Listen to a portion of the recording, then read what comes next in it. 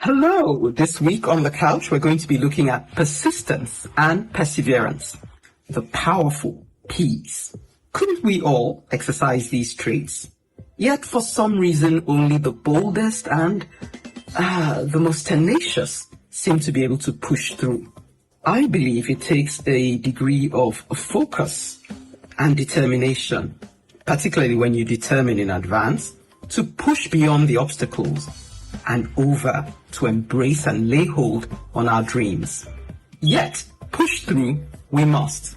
I like to compare persistence and tenacity, perseverance, resilience, all those words, to developing muscles at the gym. You'd think I have muscles to speak of. Nonetheless, I speak of the many challenges I've encountered in my life, however short, that have presented me with the crossroads of having to choose between shrinking back in dread or pressing forward and developing tenacity and even maturity and resilience. Persistence says, I refuse to give up on my dreams. It also says, the obstacles are transient, but the goal is unshakable or non-negotiable. Persistence is a function of our attitude as opposed to something that has to do with the magnitude of the challenge we're facing. After all, we've known people who have faced challenges that are not that significant, but yet have caved in under the pressure they faced. Whereas we've seen people who have faced challenges that may have seemed, calamitous, even catastrophic in terms of the trauma, and yet have been able to push beyond that experience and even develop strength as a result. All I'm saying is that as we embark on this journey of exploring persistence, perseverance, that none of us should rule ourselves out of being able to overcome whatever challenges come our way, but rather as we, with an open mind, explore both sides of the divide, whether the things that make people cave in under pressure, or even the traits you find in people who manage to overcome, that we position ourselves to be those who ultimately will learn, build in that resilience, and push beyond our current challenges or whatever challenges may come in the future. Let's count ourselves as those who will ultimately push through to the other side of victory. Why people give up. So, in an attitude of straight talk, let me ask you this. Why do I give up under pressure?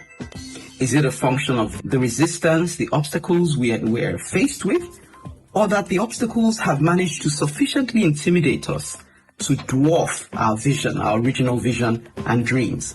Now, this may sound like complex thought, but I am convinced that before we throw in the towel, we must have first given up in our minds. Speaking for myself, I'm crushed, or I feel that I experience that feeling of being crushed or weighed down and hopeless, even despairing, when I feel that I can no longer see the light at the end of the tunnel.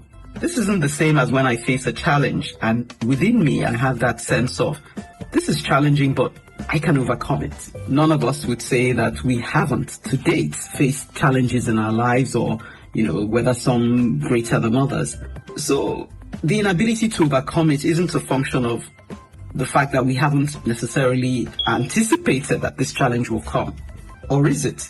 Because perhaps the reason why we cave in is because we haven't sufficiently planned or expected or built in that expectation of what is to come, and perhaps even developed our capacity to cope with it. It's called counting the cost. Take marriage, for example. Recently, I've heard of several heartbreaking accounts of people who have gone their separate ways after swearing to stay together till death do them part. Doubtless, it would take a degree of resilience, determination, sacrifice, laying down our lives to weather the storms that marriages sometimes encounter. This resilience is partly due to making up our minds in advance to stay faithful, and not based on any confidence we have in our own capacity, but attaching that oath, that vow, to an ideal. I remember as a young lady praying this prayer before embarking on the marriage journey. I said to God, I'm not confident in my capacity to be constant. I'm likely to wake up one morning and look at the face of my spouse and feel put off rather than endeared. So I'm not going to embark on this journey into the unknown called marriage, except you promise to come with me and keep me faithful. Now, more than 2 decades on, I have to say that God has been true to his side of that agreement. Let's not imagine or pretend that we're somehow this indomitable force when it comes to persevering. But rather, let's even accept our weakness and even our inconstancy. That way, we're more able to reach out for support rather than be taken by surprise when we fall flat on our face because we have overestimated our own capacity. Let's stay with me as we continue to the final chapter of this topic, persistence, as we look at some aspects of why people tough it out and push through to the other side.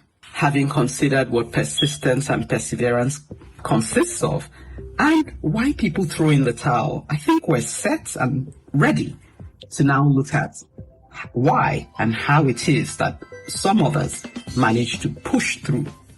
On your marks, get set, let's go! Perhaps we should begin our case study by looking at ourselves. What is it in your life, what is it in my life, that has enabled us to push beyond some of the most challenging circumstances we've encountered?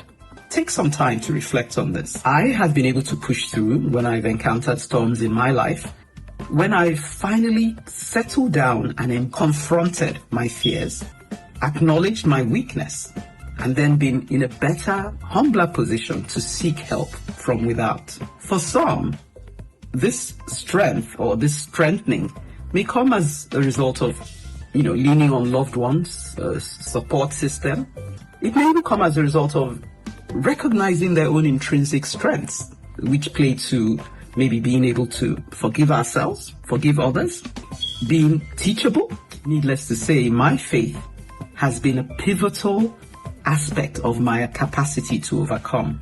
But whether you have a faith or belief or no, I would say the capacity to reflect, to adapt, and to imbibe certain new knowledge or understanding is crucial to our capacity to overcome obstacles. As we consider that being intimidated by challenges is often, and we have talked about this earlier, a reflection of our inner insecurities being amplified in the face of certain challenges rather than the challenges themselves, stands to reason that our capacity to overcome those challenges will come from being able to restore ourselves on the inside, in the area of our mental capacity or our feelings, emotions, soul, so that we can, rise to the challenge. So know this, that all of us, no one is accepted, has that capacity to be enlarged in the face of pressure. So that initial feeling of intimidation and is rather a signal that there is growth needed in that area. Call it growth pains. So what comes next by way of our decisions to nurture that growth and learn, treat it like a learning curve, will make the difference between make or break. Circumstances differ, doubtless, but all of us that in this race of life share that common experience of being confronted with challenges, obstacles, trauma, you name it. So fear not. Let's keep reaching out and growing tougher together. Yes, we can. This brings us to the end of this week's series on persistence and perseverance. I hope you've learned. I'm always learning. My name is Ekene. I'm teaching this week's Couch Piece series. Stay with us on this journey and keep listening.